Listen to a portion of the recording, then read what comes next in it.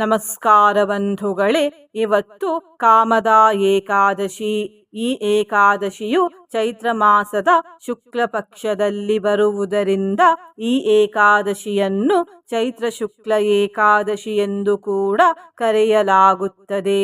ಈ ಪಾವನ ದಿನ ನಾವು ಶ್ರೀ ವಿಷ್ಣು ಸಹಸ್ರನಾಮದ 2 ಸಾಲಿನ ಮಂತ್ರವನ್ನು ಪಾರಾಯಣ ಮಾಡಿದ್ದೇವೆ. ಈ ಮಂತ್ರವನ್ನು ಇಂದು 3 ಹೊತ್ತು ಆದಷ್ಟು ಹೆಚ್ಚು ಬಾರಿ ಶ್ರದ್ಧಾಭಕ್ತಿಯಿಂದ ಪಾರಾಯಣ ಅಥವಾ ಶ್ರವಣ ಮಾಡಿದರೆ ವಾಜಪೇಯ ಯಜ್ಞ ಮಾಡಿದಷ್ಟೇ ಪುಣ್ಯಫಲ ಪ್ರಾಪ್ತಿಯಾಗುತ್ತದೆ. ಶ್ರೀಲಕ್ಷ್ಮಿ ತಾಯಿ ಸದಾ ನಮ್ಮ ಮನೆಯಲ್ಲೇ ನೆಲೆಸುತ್ತಾರೆ. ಶ್ರೇಯಸ್ಸು ದೊರೆಯುತ್ತದೆ. ಹಿಂದಿನ ಜನ್ಮದಲ್ಲಿ ಮಾಡಿದ ದುಷ್ಟಕರ್ಮಗಳು ನಾಶವಾಗುತ್ತವೆ, ಮನೋಕಾಮನೆಗಳು ಈಡೇರುತ್ತವೆ ಮತ್ತು ಶ್ರೀ ವಿಷ್ಣು ದೇವರು ಪ್ರಸನ್ನಗೊಳ್ಳುತ್ತಾರೆ. ಶ್ರೀ ವಿಷ್ಣು ದೇವರ ಜೊತೆ ಶ್ರೀ ಲಕ್ಷ್ಮಿ ತಾಯಿಯೂ ಕೂಡ ಪ್ರಸನ್ನರಾಗುತ್ತಾರೆ ಮತ್ತು ಸಂಪತ್ತನ್ನು ಕರುಣಿಸುತ್ತಾರೆ. ಇಂದಿನ ಮನೆ ಮದ್ದು ಹೀಗಿದೆ: ಯಾವ ಹೆಂಗಸರಿಗೆ ಋತುಸ್ರಾವದ ಸಮಯದಲ್ಲಿ ಅಧಿಕ ರಕ್ತಸ್ರಾವವಾಗುತ್ತದೆಯೋ ಅಂಥವರು ಈ ಮನೆಮದ್ದನ್ನು ಉಪಯೋಗಿಸಿ. ದಿನಕ್ಕೆ 4 ರಿಂದ 5 ಬಾರಿ ಸ್ವಲ್ಪ ಸ್ವಲ್ಪ ನಿಂಬೆ ರಸವನ್ನು ಸೇವಿಸಿ. ಹೀಗೆ ಮಾಡುವುದರಿಂದ ಅತಿಯಾದ ಋತುಸ್ರಾವ ಕಡಿಮೆಯಾಗುತ್ತದೆ. ಬಂಧುಗಳೇ, ನೀವು ಚಾನಲಿಗೆ ಹೊಸದಾಗಿ ಬಂದಿದ್ದರೆ ಚಾನಲನ್ನು ಸಬ್ಸ್ಕ್ರೈಬ್ ಮಾಡಿ, ಹತ್ತಿರ ಇರುವ ಬೆಲ್ ಬಟನ್ ಪ್ರೆಸ್ ಮಾಡಿ, ಆಲ್ ಅನ್ನುವ ಆಪ್ಷನನ್ನು ಸೆಲೆಕ್ಟ್ ಮಾಡಿ. ನೀವು ಸಬ್ಸ್ಕ್ರೈಬ್ ಮಾಡಿದರೆ ನಮಗೂ ಇನ್ನೂ ಹೆಚ್ಚು ವಿಡಿಯೋ ಮಾಡಲು ಸ್ಫೂರ್ತಿ ಸಿಗುತ್ತದೆ ಮತ್ತು ನಿಮಗೂ ನಮ್ಮ ಹೊಸ ವಿಡಿಯೋ ಅಪ್ಲೋಡ್ ಆದ ತಕ್ಷಣವೇ ಸಿಗುತ್ತದೆ. ಮಂತ್ರಶ್ರವಣ ಮಾಡುವಾಗ ಓಂ ನಮೋ ನಾರಾಯಣ, ಓಂ ಶ್ರೀ ಲಕ್ಷ್ಮಿಯೇ ನಮಃ ಎಂದು ಕಮೆಂಟ್ ಮಾಡಿ ಬಂಧುಗಳೇ. ಮಂತ್ರಪಾರಾಯಣವನ್ನು ಶುರು ಮಾಡೋಣ. ಅಚಲಾಂ ಶ್ರಿಯಮಾಪ್ನೋತಿ ಶ್ರೇಯಃ ಪ್ರಾಪ್ನೋತ್ಯನುತ್ತಮಂ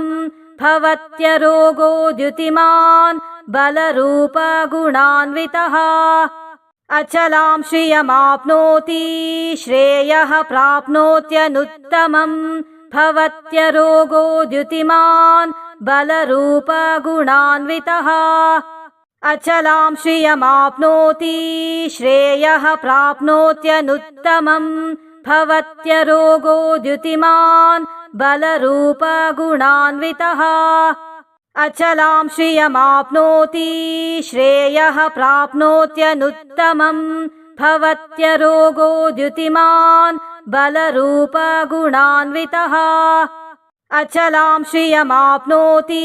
ಶ್ರೇಯಃ ಪ್ರಾಪ್ನೋತ್ಯನುತ್ತಮಂ ಭವತ್ಯರೋಗೋ ದ್ಯುತಿಮಾನ್ ಬಲರೂಪ ಗುಣಾನ್ವಿತಃ.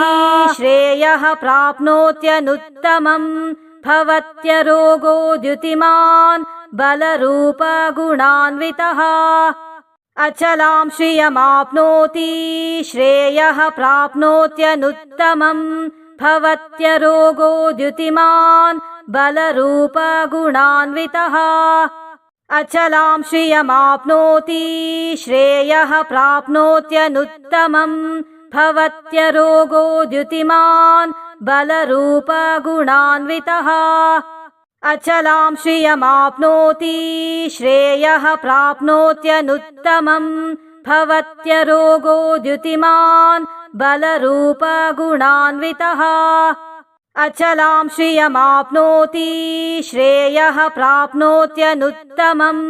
ಭವತ್ಯರೋಗೋ ದ್ಯುತಿಮಾನ್ ಬಲರೂಪ ಗುಣಾನ್ವಿತಃ. ಅಚಲಾಂ ಶ್ರಿಯಮಾಪ್ನೋತಿ ಶ್ರೇಯಃ ಪ್ರಾಪ್ನೋತ್ಯನುತ್ತಮಂ ಭವತ್ಯರೋಗೋ ದ್ಯುತಿಮಾನ್ ಬಲರೂಪ ಗುಣಾನ್ವಿತಃ. ಅಚಲಾಂ ಶ್ರಿಯಮಾಪ್ನೋತಿ ಶ್ರೇಯಃ ಪ್ರಾಪ್ನೋತ್ಯನುತ್ತಮಂ ಭವತ್ಯರೋಗೋ ದ್ಯುತಿಮಾನ್ ಬಲರೂಪ ಗುಣಾನ್ವಿತಃ. ಅಚಲಾಂ ಶ್ರಿಯಮಾಪ್ನೋತಿ ಶ್ರೇಯಃ ಪ್ರಾಪ್ನೋತ್ಯನುತ್ತಮಂ ಭವತ್ಯರೋಗೋ ದ್ಯುತಿಮಾನ್ बलरूपगुणान्वितः अचलां श्रियमाप्नोति श्रेयः प्राप्नोत्यनुत्तमम्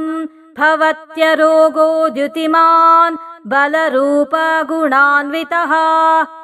अचलां श्रियमाप्नोति श्रेयः प्राप्नोत्यनुत्तमम् भवत्यरोगो द्युतिमान् बलरूपगुणान्वितः अचलां श्रियमाप्नोति श्रेयः प्राप्नोत्यनुत्तमम् भवत्यरोगो द्युतिमान् बलरूपगुणान्वितः अचलां श्रियमाप्नोति श्रेयः प्राप्नोत्यनुत्तमम् भवत्यरोगो द्युतिमान् बलरूपगुणान्वितः अचलां श्रियमाप्नोति श्रेयः प्राप्नोत्यनुत्तमम् भवत्यरोगो द्युतिमान् बलरूपगुणान्वितः अचलां श्रियमाप्नोति श्रेयः प्राप्नोत्यनुत्तमम् भवत्यरोगो द्युतिमान् बलरूपगुणान्वितः अचलां श्रियमाप्नोति श्रेयः प्राप्नोत्यनुत्तमम्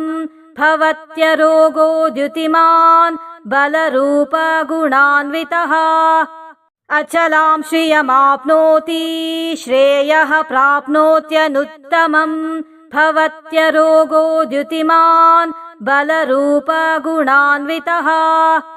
अचलां श्रियमाप्नोति श्रेयः प्राप्नोत्यनुत्तमम् भवत्यरोगो द्युतिमान् बलरूपगुणान्वितः अचलां श्रियमाप्नोति श्रेयः प्राप्नोत्यनुत्तमम् भवत्यरोगो द्युतिमान् बलरूपगुणान्वितः अचलां श्रियमाप्नोति श्रेयः प्राप्नोत्यनुत्तमम् भवत्यरोगो द्युतिमान् बलरूपगुणान्वितः अचलां श्रियमाप्नोति श्रेयः प्राप्नोत्यनुत्तमम् भवत्यरोगो द्युतिमान् बलरूपगुणान्वितः अचलां श्रियमाप्नोति श्रेयः प्राप्नोत्यनुत्तमम् भवत्यरोगो द्युतिमान् बलरूपगुणान्वितः अचलां श्रियमाप्नोति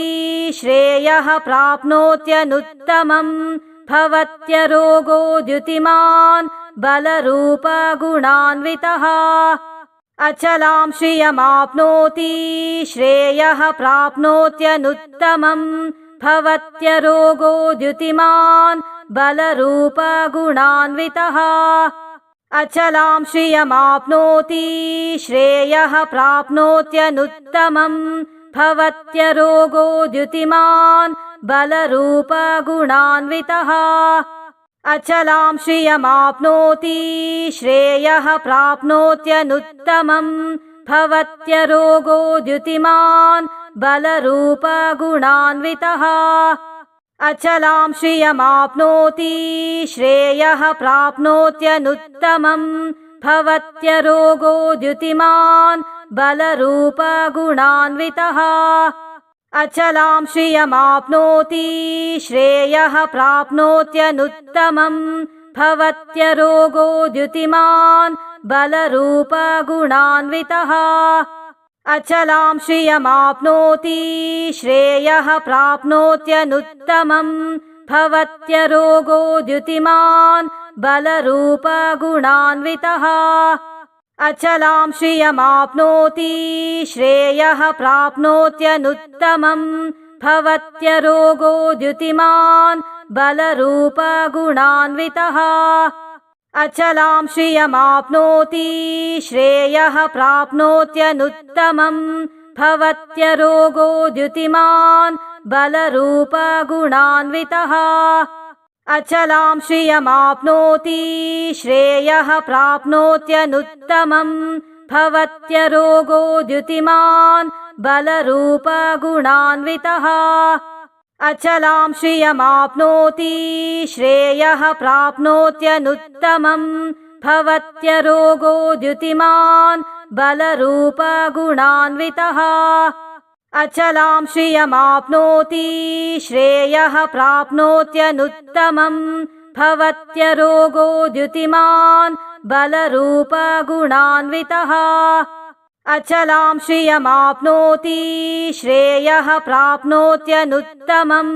भवत्यरोगो द्युतिमान् बलरूपगुणान्वितः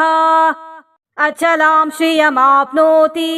श्रेयः प्राप्नोत्यनुत्तमम् भवत्यरोगो द्युतिमान् बलरूपगुणान्वितः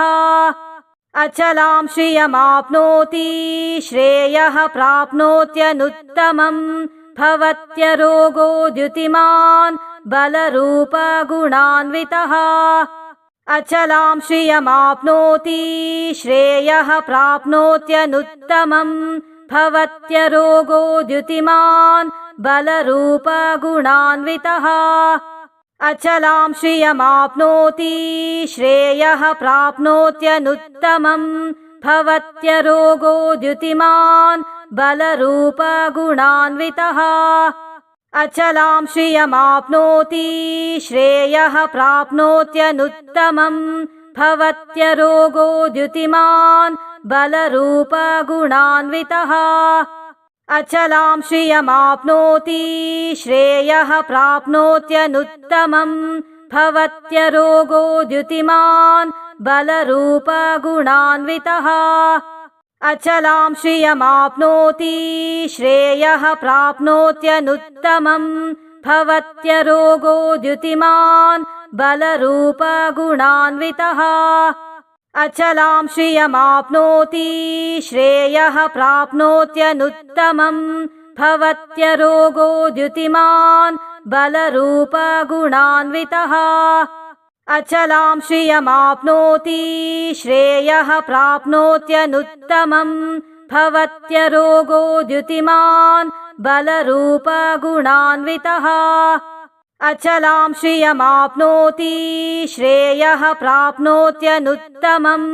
भवत्यरोगो द्युतिमान् बलरूपगुणान्वितः अचलां श्रियमाप्नोति श्रेयः प्राप्नोत्यनुत्तमम् भवत्यरोगो द्युतिमान् बलरूपगुणान्वितः अचलां श्रियमाप्नोति श्रेयः प्राप्नोत्यनुत्तमम् भवत्यरोगो द्युतिमान् बलरूपगुणान्वितः अचलां श्रियमाप्नोति श्रेयः प्राप्नोत्यनुत्तमम् भवत्यरोगो द्युतिमान् बलरूपगुणान्वितः अचलां श्रियमाप्नोति श्रेयः प्राप्नोत्यनुत्तमम् भवत्यरोगो द्युतिमान् बलरूपगुणान्वितः अचलां श्रियमाप्नोति श्रेयः प्राप्नोत्यनुत्तमम् भवत्यरोगो द्युतिमान् बलरूपगुणान्वितः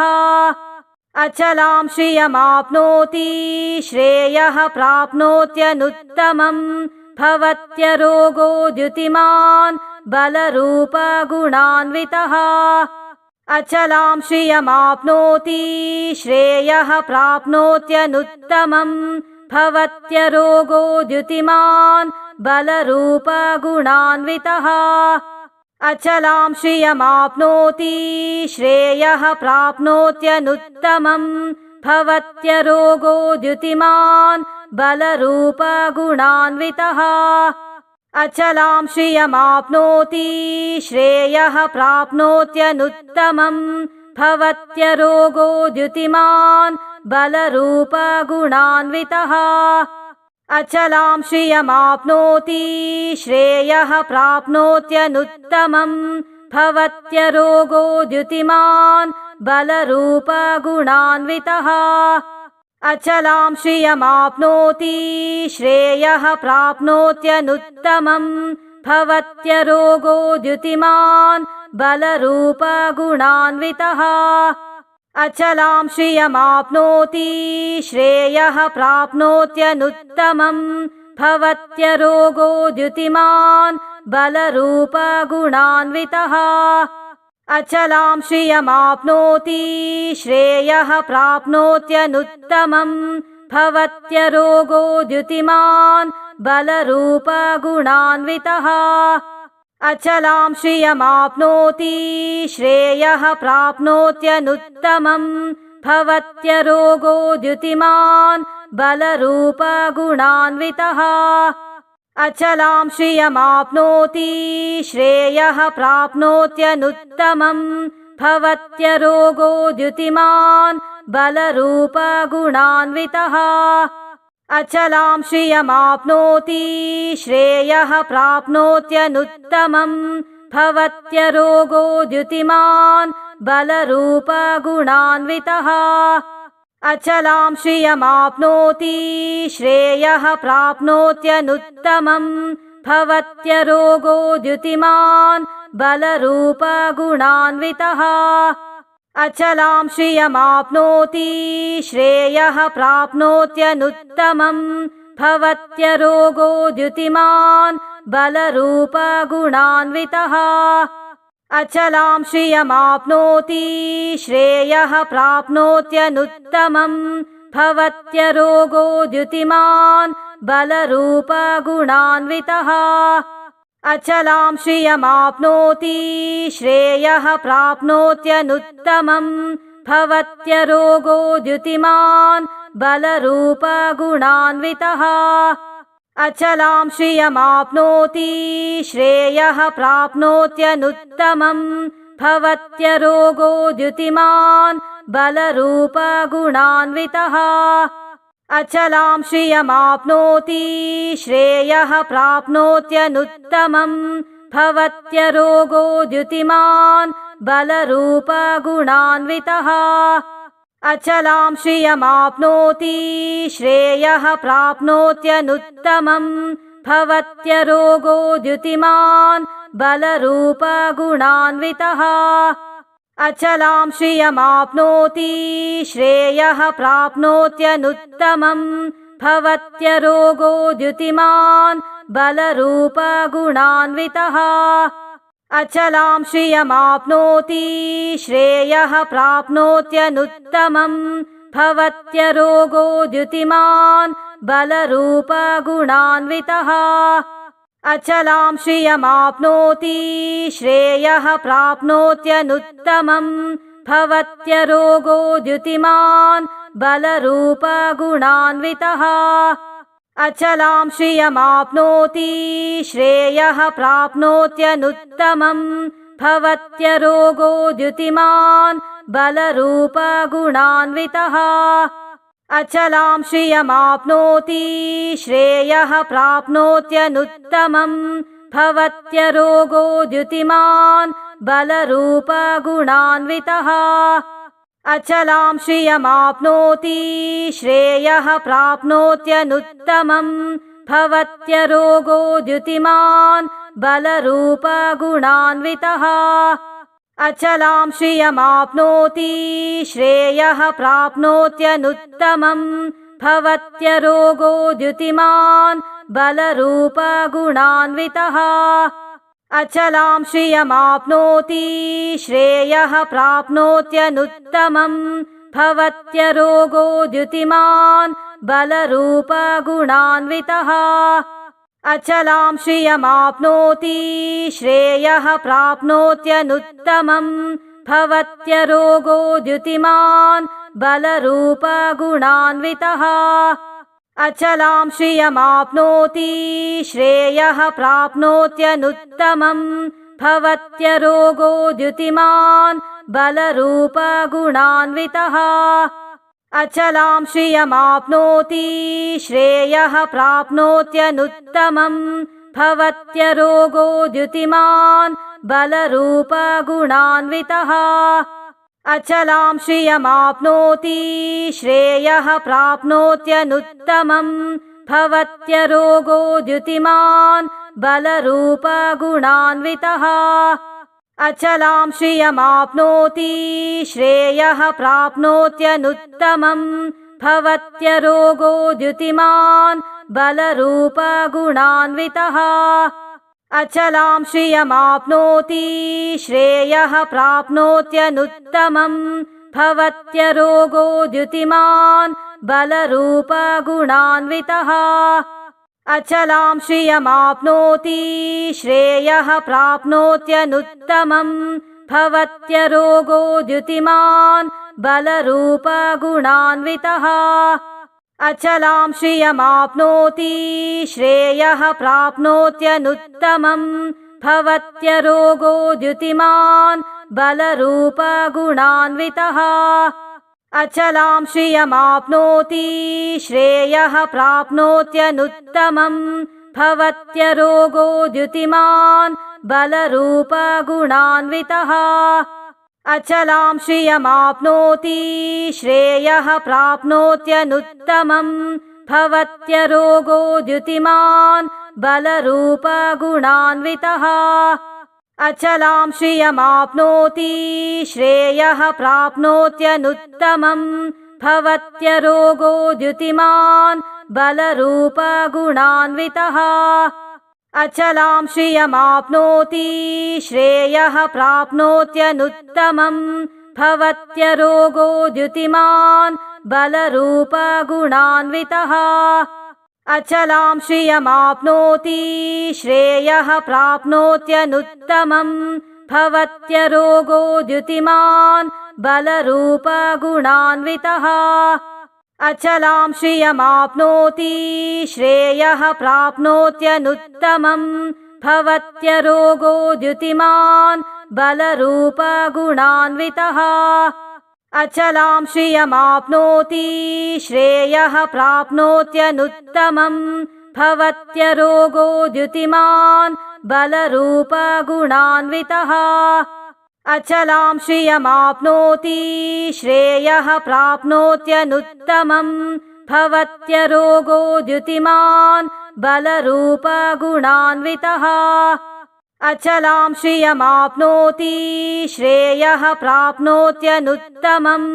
भवत्यरोगो द्युतिमान् बलरूपगुणान्वितः अचलां श्रियमाप्नोति श्रेयः प्राप्नोत्यनुत्तमम् भवत्यरोगो द्युतिमान् बलरूपगुणान्वितः अचलां श्रियमाप्नोति श्रेयः प्राप्नोत्यनुत्तमम् भवत्यरोगो द्युतिमान् बलरूपगुणान्वितः अचलां श्रियमाप्नोति श्रेयः प्राप्नोत्यनुत्तमम् भवत्यरोगो द्युतिमान् बलरूपगुणान्वितः अचलां श्रियमाप्नोति श्रेयः प्राप्नोत्यनुत्तमम् भवत्यरोगो द्युतिमान् बलरूपगुणान्वितः अचलां श्रियमाप्नोति श्रेयः प्राप्नोत्यनुत्तमम् भवत्यरोगो द्युतिमान् बलरूपगुणान्वितः अचलां श्रियमाप्नोति श्रेयः प्राप्नोत्यनुत्तमम् भवत्यरोगो द्युतिमान् बलरूपगुणान्वितः अचलां श्रियमाप्नोति श्रेयः प्राप्नोत्यनुत्तमम् भवत्यरोगो द्युतिमान् बलरूपगुणान्वितः अचलां श्रियमाप्नोति श्रेयः प्राप्नोत्यनुत्तमम् भवत्यरोगो द्युतिमान् बलरूपगुणान्वितः अचलां श्रियमाप्नोति श्रेयः प्राप्नोत्यनुत्तमम् भवत्यरोगो द्युतिमान् बलरूपगुणान्वितः अचलां श्रियमाप्नोति श्रेयः प्राप्नोत्यनुत्तमम् भवत्यरोगो द्युतिमान् बलरूपगुणान्वितः अचलां श्रियमाप्नोति श्रेयः प्राप्नोत्यनुत्तमम् भवत्यरोगो द्युतिमान् बलरूपगुणान्वितः